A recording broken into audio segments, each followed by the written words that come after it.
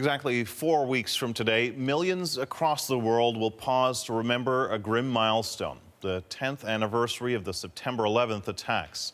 In New York, the rebirth of Ground Zero is the center point of the commemoration. David Common met two artists who are recording the transformation in their own special way. Towering 48 floors above Ground Zero, several painters have documented a decade.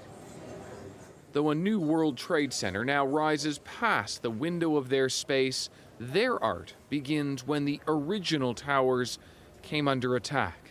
I was in my studio, the jet came screaming overhead. I fell to the floor. I raised up and my camera was at the window. So there was the crash, there was silence. I picked up my camera and there was the flutter of wings of the pigeons lifting to the explosion. Todd Stone's series of artwork called Witness transforms his photos taken on 9/11 to canvas. In the year that followed, I was in a deep, deep grieving process for the people who I saw killed during this moment.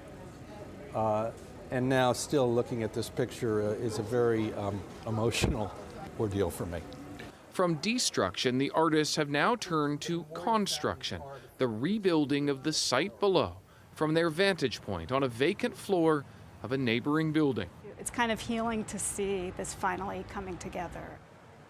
10 years ago, Diana Horowitz painted inside the Twin Towers, part of a group of resident artists.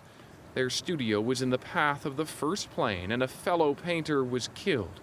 Now, for the first time, the work of artists here is open for the public to see. And a lot of people come through this floor who have, lost family members, and a lot of them have said to me how healing it is to see it all.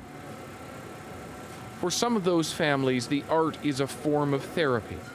When I was making this art, it was out of pain. I was trying to make the pain stop. I never dreamed that this work could ever lead to something that would make me feel good. One small exhibit looking down on the vast scene of the attack, chronicling its transformation from death to rebirth. David Common, CBC News, New York.